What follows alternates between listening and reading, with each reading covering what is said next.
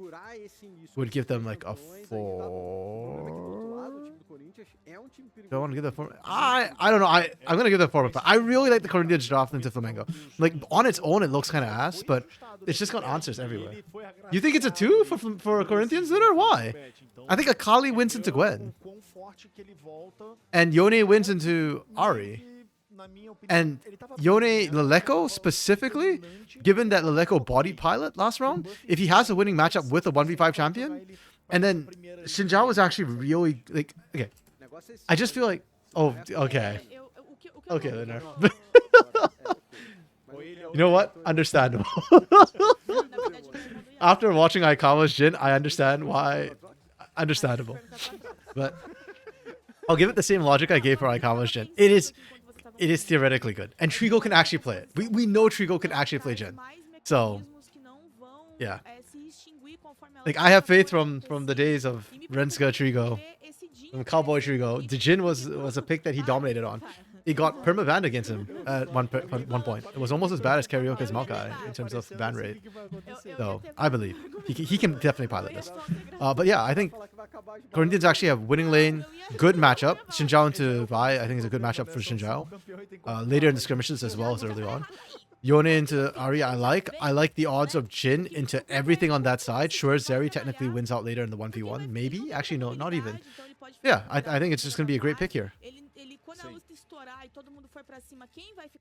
Jin Flamengo wins. No! Fine, you know what? Be like that, Lunar. We'll see how it goes. Old man rolling to the sky. I believe in this. I believe Trigo can count to 4. Yeah, the only matchup I don't think is a winning matchup is just the Nautilus into Rel. Rel can potentially mess this up really badly. Like Managed Storm into the Akali and Yone would screw them from trying to do anything to the rest of the team. Even if Momochi dies for it, it's still... Yeah. But even though I like the composition from Corinthians a lot, this is like a straight up hands style. Like both comps just rely on hands, right? You can have all the counters in the world you want, but if you're running something like a Yone Akali, you actually need to be able to play it, you know? Like that's the single biggest thing is you just need to know how to play your composition. So as much as I like comps, this game will not be about composition. It's straight up just like who can outhands. It's just that you have advantages on your outhanding. So if it's even, this side should win. For Flamengo, they need a camp mid. I don't know why that got so thick all of a sudden. Yeah, you need to stop Leleco from crushing. Last game is way too scary for me to see Leleco on a Yone. Like Yampi. I mean, and you pick Vi Ari too, right? So like that's a combo that's supposed to work. You have to camp that mid lane. You really have to play around it. Se essa série empata ou se a gente já tem a conclusão dela aqui nesse nosso jogo de número 2. Aí, meus amigos, a lendária #Circuito. Okay, let's go.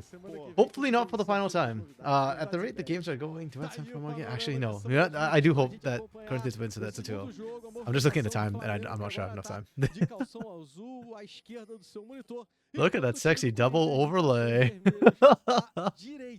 Vou te falar que foi uma parada que me deixou Production problems. nessa primeira semana do Circuitão que passou. É que a gente não falou uma vez de #Circuitão na transmissão no primeiro dia. E aí eu fui Hey Trigo, please prove me right that Jin is not a trash champion. I've already given up the fight for misfortune at this point, but Jin can be a good champion, please. Na nostalgia do campeonato. Enquanto que os dois times vão se posicionando, um início sem muita movimentação diferente. Tô vendo uma sentinela avançada lá no vermelho. Yups got in there and got that very deep ward. Do mesmo jeito tem uma sentinela do Pretty sure Tyrion spotted him coming out though, so they know that it's warded up there at least. Por isso mesmo, Colossus, não tô vendo nada muito diferente não. Só uma Unfortunate for Sting, because with the Xinjiao you want to get some early ganks rolling, but if they know where you are, it's hard to make it work. Não tá vendo nada de diferente, mas é bom pra sua visão. Mas você queria que eu estivesse vendo alguma coisa diferente? Eu não, pô. Tô constatando aqui uma coisa só, pô. O cara aí. Até botei o óculos pra poder narrar direito. É por isso que você não tá vendo nada de I hate how the Akali's already winning at level 1. She's supposed to be weak. Colossus, depois de 40 anos não tem 8K não. Okay. É no Yeah, well played from Violet. 80. Oof. You need to abuse the Yone level 1. Só uma tristeza da minha vida. Mas tudo bem. And Pilot is absolutely doing that. I love that he started Foxfire too, and not just the Orb of Deception that everybody likes to run. After Pain, every time you trusted Trigo, he underperformed. I don't think he underperformed for Pain. I never thought he was gonna be like the AD carry that Pain. He was never like a B-Boy or a Titan or a BRTT to me, you know? He was like a good piece for that roster, but he was always just gonna be a late game carry. He was never gonna be like a big. Yeah. Like I just think that during that time he just couldn't quite match up to like Root, you know? So, I don't really. He didn't disappoint me. I didn't feel like I was let down by him. What he did on Fluxo, on the other hand. That was one. That was a split where I think he underperformed.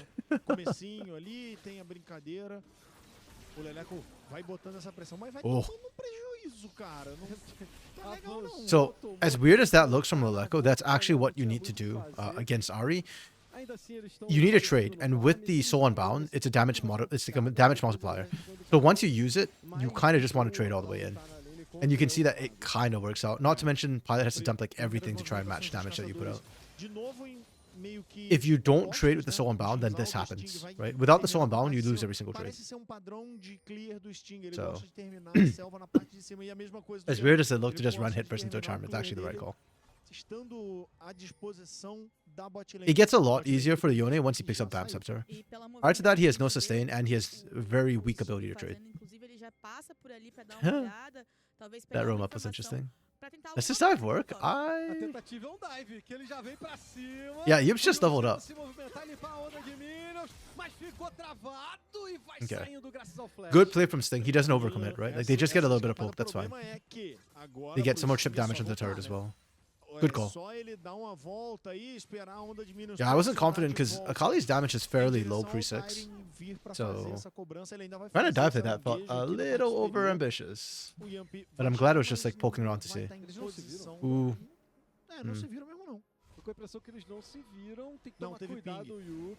Big ships passing in the night. Leko's dead here.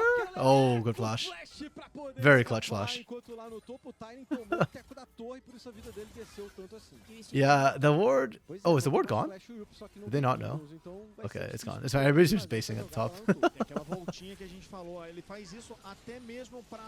Servir como resguardo pro seu top laner, né? Pra ali na disposição. Tá certo que o Yamp já botou. Wow, both top laners TPing right back into the middle of the wave too. Meio que sabe que o Yamp tá mais mid do que em qualquer dos Almost perfectly synced. Porém, ele já tava lá, estava disposto. E até o que eu ia completar antes dessa jogada acontecer, meu Deus. Yeah, this is why I feel like Rel is probably the premier support right now. Her buffering allows her to get out of a lot of weird situations, and very few engaged supports can actually engage into her that comfortably. The only reason why Manel is allowed to do that right now is because Ninja Kiwi is his area. If this was an AD carry with some sort of early game agency, this ends very poorly for Manel. That's fine. They're pretty much even. I think Ninja Kiwi is probably the happy of the two right now with how this bot lane's going. Because Zeri just wants to scale, right? Your early game's kind of weak. But we'll see. I'll judge Trigo based more on what he does in the mid game than what he does in lane. Lane is too dependent on the other supports. Que é cara que farma bem, que consegue controlar muito bem as suas rotas, ter as vacilarvas a seu favor é muito importante. Aí o Sting dá de cara com o Yamp. O Yamp. Oh wow, Sting flash forward. Okay. They are banking on the Leleco to get here. He has ult, but he obviously didn't want to leave lane. Yikes. I don't know about that one. Sting blew flash to make that happen too. Ooh. Yeah, and no, it's kind of iffy. Is he out? He's out. Okay. Yeah. Okay. That's on Sting. I don't know what Sting was thinking, man. That's twice he did something in a row that he did something really, really questionable.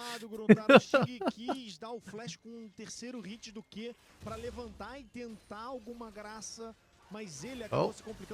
DC chain onto Leleco. Clean from Flamengo. The CC chain is good. The conversion is nice.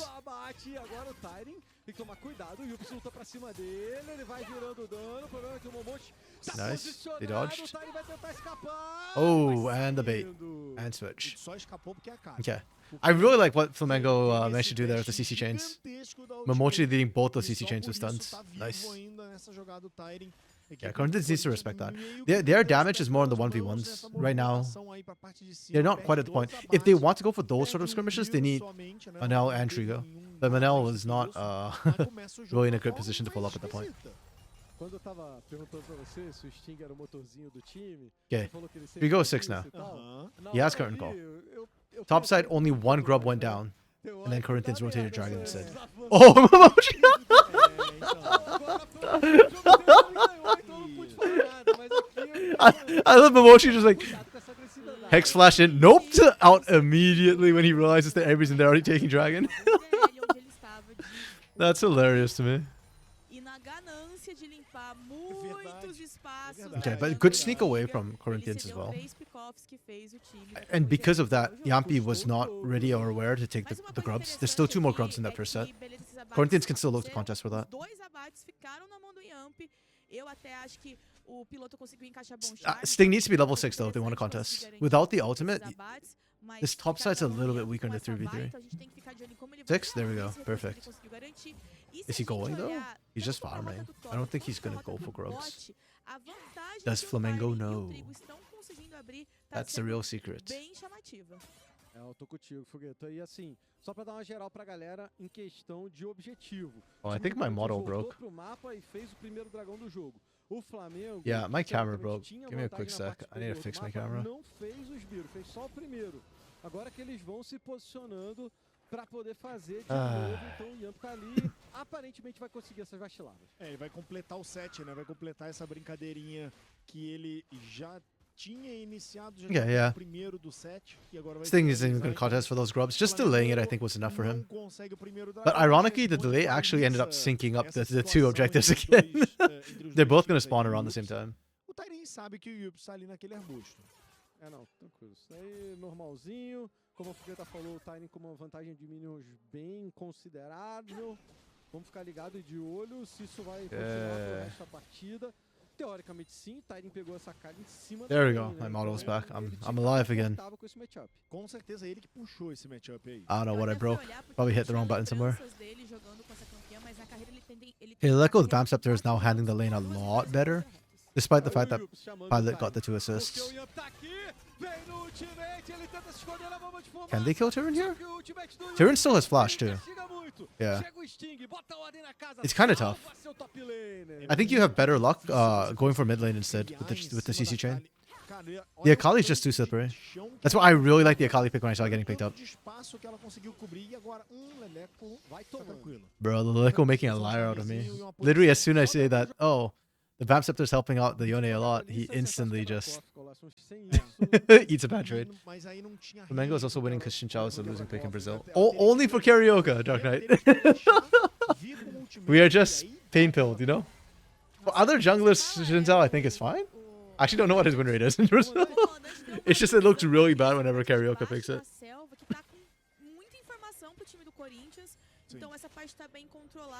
It's funny too, because I don't even think Carioca's Xinjiao is that bad. It's just literally every time he picks it, pain ints. The whole team just does not know how to play around it. His buy is the one that looks really bad. Oh. They get baited. Manel gets baited. If I'm Trigo, I'm screaming right now. Why are we inting my lane? That's rough. Okay, Sting Xinjiao is also... Maybe we've got something there, Dark Knight. The Xinjiao is indeed not winning. But it doesn't matter, because in the end, this game is going to be decided by the solo lanes. So. Okay, maybe Ninja Kiwi actually has more of an impact. For Trigo, he's utility anyway, so... Yeah.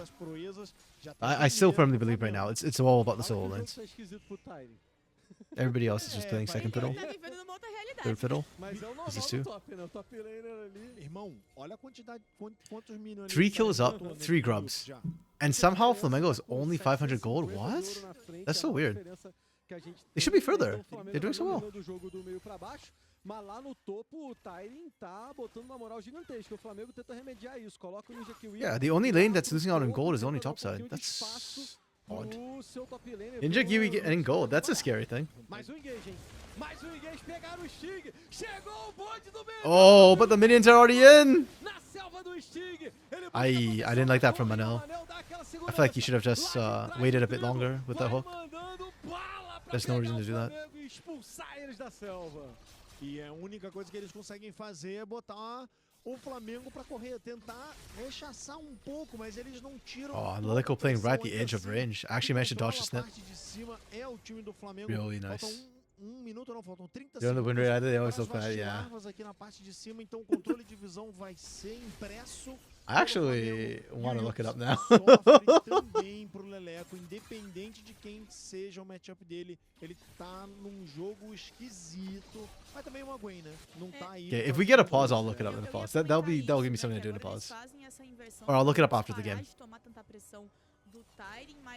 Talvez isso seja perigoso, porque o Leleco pode acabar conseguindo crescer nessa Também, troca. verdade. Então tem que tomar um pouco de cuidado. E a real aqui é que o Yups Yeah, there's only second set of grubs. pra ele conseguir captar alguns abates, começar a participar de uma maneira mais efetiva pra não acabar cedendo, né? pro time inimigo. Ooh, that hook was kind of nice. It interrupted the vault breaker, but Beleza. nobody was really in a position to follow up, so. The tug of war happens. Oh, we're just going to try and start this here? Are we looking for a fight? Lilico has no TP. I don't know how I feel about this. I mean, he's running. Yups has no TP. Lilico will get here first. Okay. Manel burns a lot of CC. Tyrion's got a free back line. The Magnet Storm's doing work, but it's not enough work. They killed the jungler. Hey, Corinthians are fine with this. Corinthians are happy with this. Flamengo getting out of it. They should get a plate or two. Is there any TP to answer? No. Yups might be able to get 2 plates. Caiu o Yamp, né? Caiu o caçador, foi só esse o jogador. There we go. 2 plates, a lot of gold. Nice. Do lado do Flamengo, porque o Manel caiu do outro lado, então ficou 1-1 a troca no fim das contas. É, mas essa kill em cima do Yamp pode sair cara. Yeah, really good fire discipline from Corinthians. Tava um pouco atrás, tava This is where the Magnet Storm, okay, right now it didn't work out, but in future I could see it absolutely screwing Tyrion. a favor dele, né? Boa utilização aqui da bomba de fumaça da Kali, que tirou total a visão do time do Flamengo que tinha But yeah, recuado. Manel dies to just soak all the CC up front, and then they managed to focus Yampi. Really good focus from Corinthians. Esse dragão é a proeza dos monstros épicos pra eles. É, provavelmente vai ficar com eles, porque quem tá na rota de baixo é a Gwen. E Yeah, apesar de just ela look like Corinthians conseguir rotated past this colocar dragon. as barricadas e empurrado um pouquinho, ela ainda não consegue colocar pressão sozinha numa rota. It's not terrible for Flamengo though. They still have the gold lead. They didn't lose out too much gold wise. It was just the objectives. And you split the grubs too, so no grubber get in, which I think is the important part. Bocado de dano já foi causado na torre. Like, it looks bad for Flamengo, but it doesn't really fundamentally change the state of the game right now. O Tiden já não foi tanto dano assim não. Achei que tinha ido mais da metade. What objective are we looking for? First brick. Okay, I was just looking at feats. We're still looking at first brick for the last of the feats that will decide which side gets it. Mobility actually matters a lot this game. Conseguiu bastante pressão na Gwen, tanto aqui na parte de cima, e essa sim foi mais da metade. Like, having faster movement speed allows you to rotate quicker. Também foi pouquinho. And since both these teams will be wanting to play side lanes, O Yone volta a enfrentar a Kali, and also e aqui picks, embaixo- both a rely Ari, heavily on perdão, speed. e embaixo é a Kali quem fica, mas a primeira torre pode sair agora. Okay, Flamengo's looking like they're in the better position right now. Pro time do Flamengo, o problema é que o Corinthians vem tentando fechar, o Leleco tenta defender, mas não vai Yep, they're able to get first brick. corre no chão e as proezas. Oh, if Momochi doesn't die, it's worth. If Momochi dies, it gets a lot of here. Pra cima do time do Flamengo ainda assim. Oh, the Leleco in the shield!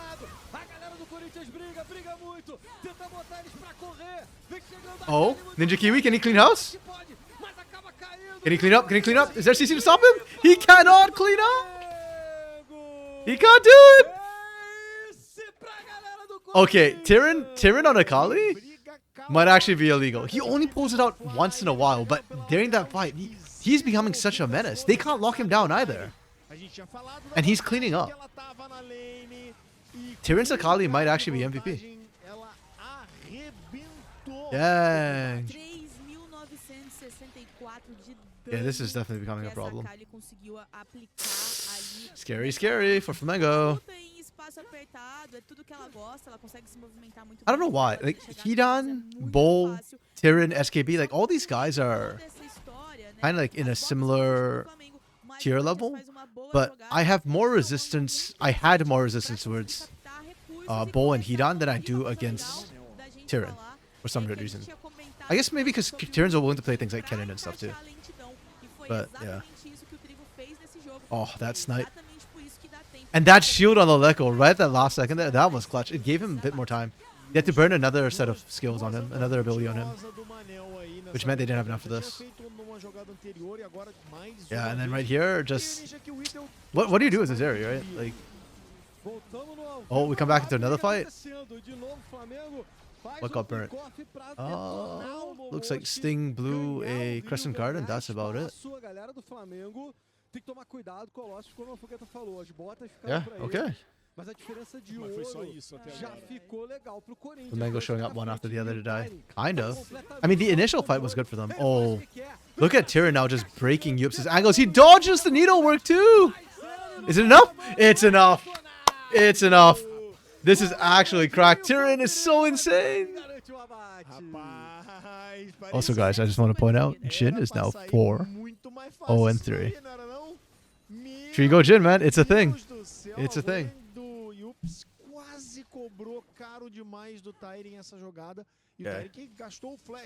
Yeah, I mean, this game is all about the solo laners, and right now, Tyrion is just taking over. The fact that he soloed Yups is not only just like styling on him, but it also means who can actually match Tyrion in a 1v1 right now. Can Pilot do it? I don't think Pilot can. Like, Pilot can probably disengage if he spirit rushes away, but that's not good enough.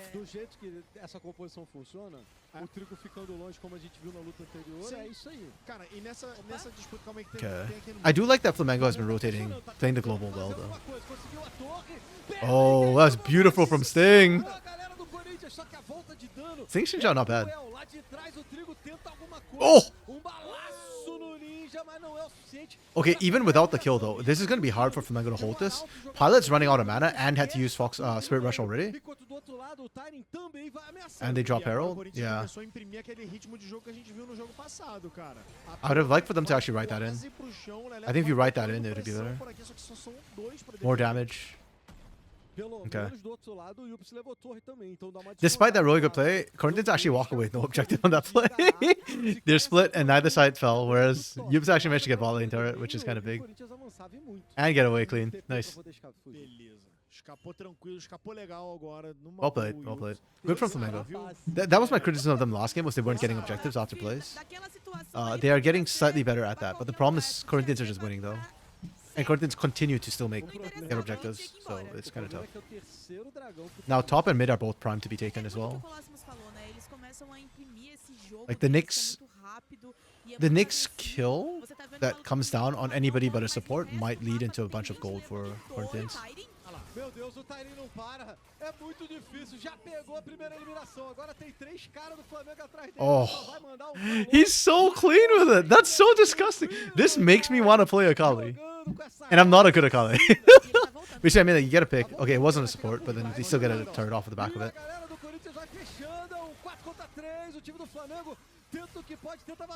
Yups is so deep in right now. Like, I don't even want to fault Yups for it, because I feel like if you didn't engage there, you'd have just been rolled over in the mid lane. So it's kind of just who wants to die, right? I don't know if necessarily that was the best person to have die, but you do what you have to, right? Fate Shield is still there. There's still a threat for a re-engage. Oh no. Manel is on a ward. Ah, well played, well played. We've seen a couple of times today already people just dying because they recalled on wards. Manel is not going to let that happen to himself. Oh. Does Yappy die? Ooh. If that shuriken landed, I think Tyrion might actually have thought about going for the kill. Inclusive no draft vocês tinham comentado, né, uma coisa bem interessante sobre o fato de essa composição ser uma composição do Corinthians no caso. Yeah, I've got Boomer Hands, so I'm... Oh, I've got to change the title again. We're in game 2. Mas acho que foi até o Gruntar que falou, mas era detalhezinho que saísse de controle. There we go. Yeah, I have Boomer Hands. So sometimes when I see champions like Akali, like, I can't play them to save my life. But then, when I watch Spirit do stuff like this, it's like, damn, I kind of want to play it, you know? Like, it looks so damn good. And they pulled a TP from Pilot on this play as well. 2v2. 2v3 and they pull all this crap.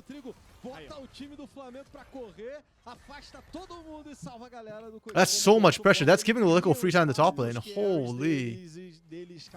Tyrion carrying Shin engine. That's what I mean. No, man. Come on, look at Trigo. He's 603. Trigo's doing work. I want to see his damage after this game. I swear Trigo's doing work. And okay, to be fair, Sting's also playing Xinjiao a lot better than what we usually see from Carioca. But yeah, I'll give you the Shin, but I won't give you the Jin. The charm lands and Pilot has to run away.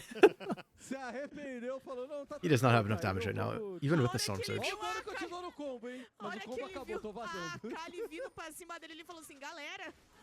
Não era isso que eu tava esperando. Não era isso que eu queria, não. Me falaram que dava pra dar pick-off aqui. Que é isso, rapaz? Não, pode ir embora. Tenta lá, vai lá, piloto. Pega lá.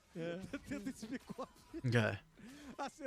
Yeah, we've just been enjoying the Corinthian show, for the Tyrion show to be exact, for the last like 5 minutes. But game state right now is kind of bad for Flamengo. They're down 4k and they're bleeding out. They don't have a good answer into Tyrion specifically, and that's without even remembering that Lico has slowly been accruing more and more gold. He's got 2 items completed now, Immortal Shield Bow as well. The team fights are starting to slip away from Flamengo. They never had a good team fight comp in the first place, but it's looking steadily more dangerous. Oh, they found Trigo. That's good. They have to kill Trigo on this. But like, Yampi dying on the back end kind of sucks. This is the overforce, but you have no choice. What do you do, right? Ninja Kiwi? Okay! Wait, Ninja Kiwi? He's carrying? He's ninjaing? He's kiwiing? Sting's dead. Yo, that's huge from Flamengo. Okay, I was just wondering, like, how does Flamengo even get back in this game? They don't win the team fight. They've been losing the skirmishes. I guess this is how they do it. They find the pick. This fight swung back and forth. Like, I thought it was just going to be a 1-for-1, but they hard commit for this fight. Manel's angle was less than ideal. And Ninja Kiwi got to free fire for a lot this fight. But look at what Tyrion did to him. That was like with Tyrion's dying breath, he almost killed Ninja Kiwi. That's a bit of a yikes. Still. Good for Flamengo. They needed this. They cut the gold significantly. It was almost like a 3,000 gold difference. But they picked up some bounties, so. Dark Knight, okay, Dark Knight, are you cheering Flamengo or are you cheering to see Xinjiao and Jin lose? Which way are we looking here?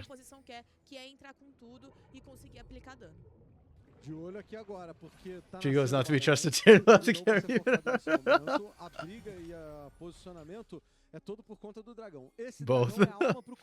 Okay, so you're a Flamengo fan and not a Corinthians fan then, I guess. The football face-off. I know Corinthians are huge because like 4-4 is a big Corinthians fan too. Is Flamengo huge or are they just like big in Brazil? Like, are they the same level as Corinthians? Okay, neither team got the flank off. Both teams want to get the flank off. Smite fight, smite fight, smite fight. The jungler's already out. Okay. Flamengo gets the first flank. That was nice. Momochi. Oh, that was huge for Momochi. That's actually giga huge from Momochi. Holy crap. Momochi? I've kind of been looking down a little bit on both Manel and Momochi. They've not been that impactful, but that play from Momochi literally just swung the game. Is this a game that swings? Is this the play that actually makes Flamengo win? Flamengo is the biggest in Brazil? Oh, okay. That's cool. That's good to know. I didn't know that, and the last time Flamengo was in, like, they kind of screwed up a little bit, a lot in the league, so it felt like a lot of the league people didn't really like them. Oh?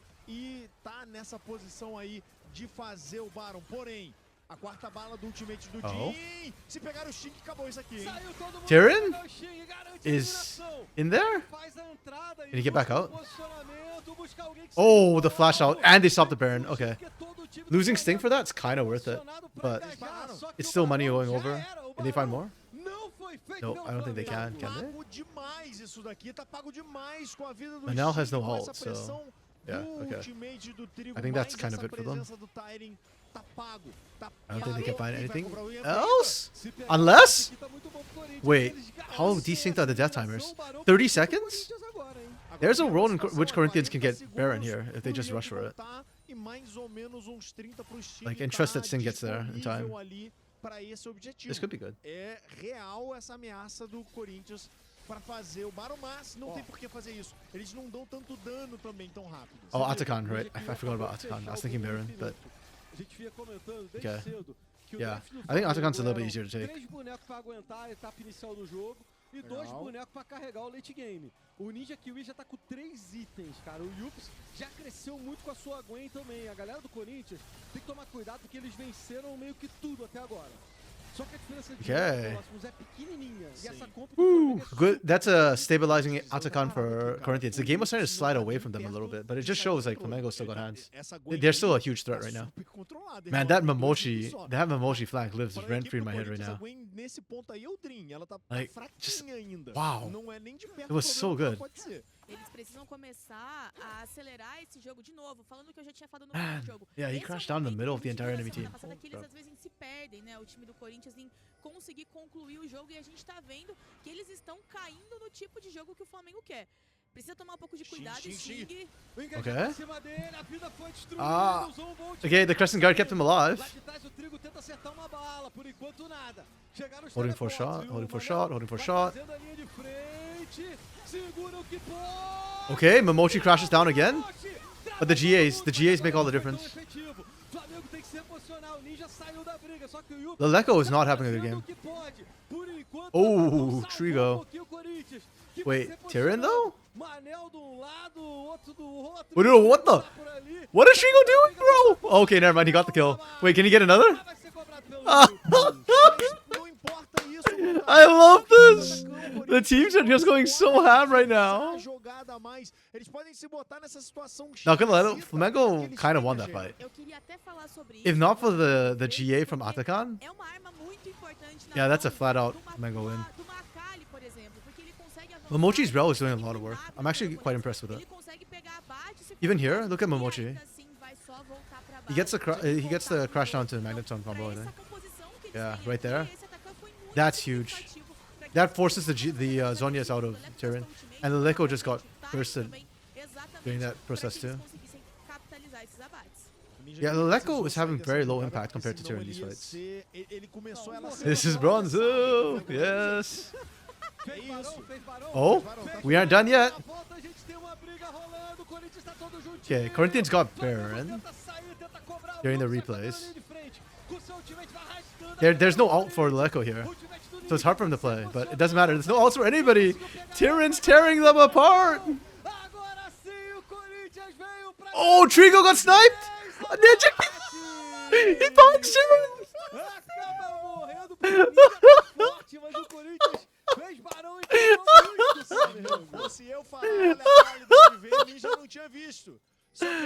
Oh, I can't believe this. I'm just cackling right now. This is crazy. This is Sparta. This is Bronzil.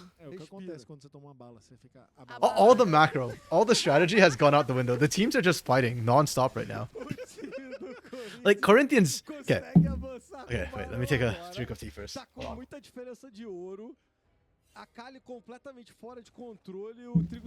Okay, I gotta calm down for a second.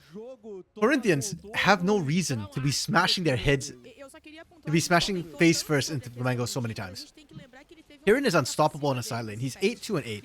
He's 2.3k go up on the Nyx on his lane opponent, and probably like more than 1,000 up, like probably closer to 2k up on Pilot as well. He can split push and nobody can stop him. There was no need to fight that. They wanted to fight that. But Flamengo is somehow finding better fight angles. Somehow. This is good Jhin play. This is patient Jhin play. The Leko has flank and he has ult this time. Can he find it? Okay, he gets the right angle. They burst Ninja Kiwi. It's a wipe. It's a wipe. No Ninja Kiwi, no chance for Flamengo. Corinthians finally get it. Holy crap. I love this. They're just smashing their faces face first into each other. Is this game? I mean, Leko just ran straight mid. Everybody's going straight mid. They're trying to end. They're trying to end. I am so happy we got this game, guys. This makes Aikawa Jin. This makes up for Aikawa's Jin. Watching this game. Trigo 9-2 and 12, by the way. I MVP Tyrion this series. Well, for his Akali performance this game. And game 1 on the Rumble, he was not bad either. Like, to be fair, the team didn't need him to stand out, so he didn't have to. But I'm sure he could have. So I'll give that to him.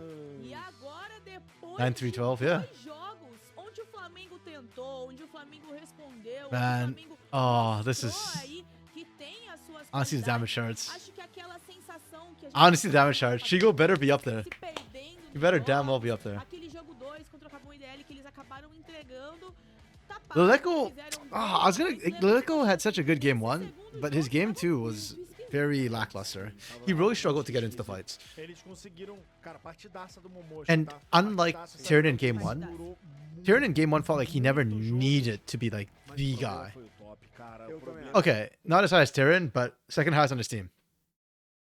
This Jin did work. Jin did work. Yeah, no, he might have been sitting in the backpack, but he was making the backpack lighter, not heavier. Don't you hate it that the Jin and the Xinjiao did more damage, and the Leleco's Yone did less damage than the Jin and the Xinjiao that you hate so much?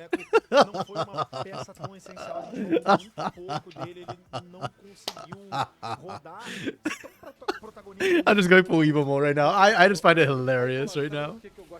Oh man, it was a good series though, and I think for Flamengo, you could see their hands. Like when they were falling behind, they were clutching up. I think Momochi and Tyrion had the most highlight reel moments this series. Like Momochi's rel is actually scary. Yeah, I don't think you should be giving that rel over for free. I get they wanted the Nautilus for better engage on their team, and because the CC from Nautilus with how the comms are supposed to operate, single target CC might be more valuable than AoE CC. But I just think Rel is so scary and so dangerous, and she can just absolutely mess you up. So, yeah. Corinthians right now, okay. They're probably the top team. After watching the first 2 weeks, they look like the team to beat. Tyrion's champion pool has a pretty deep champion pool, unlike Hidan and Bull, which is I think why I've always been more okay with Tyrion a little bit more.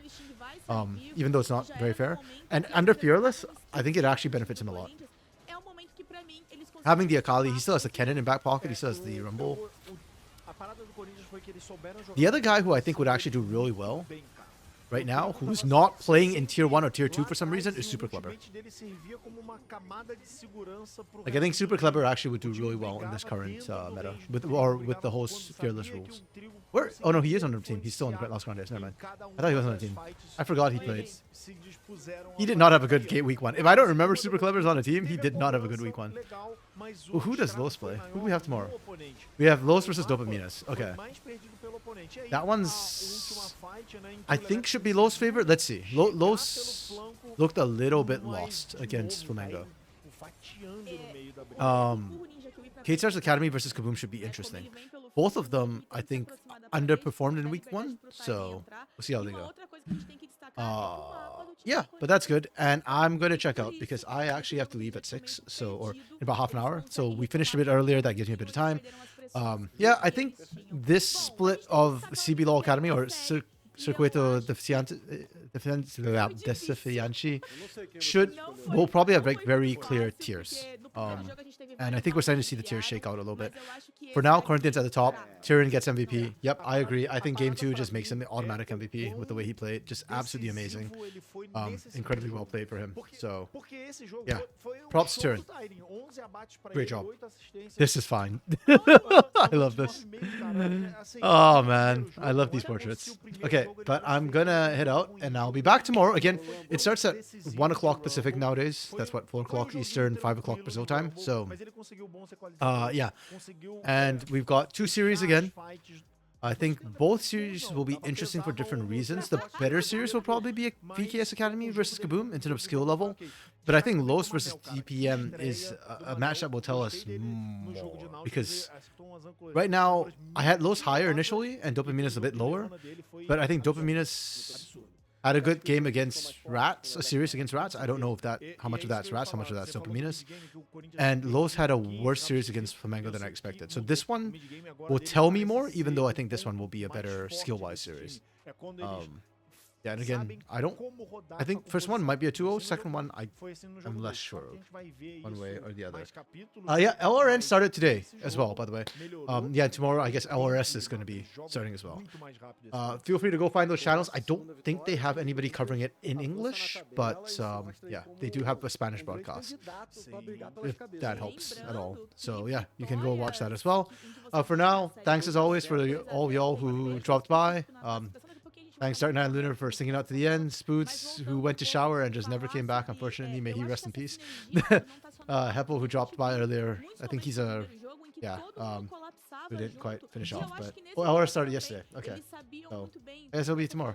Yeah, peace out, and I'll see y'all tomorrow. Bye!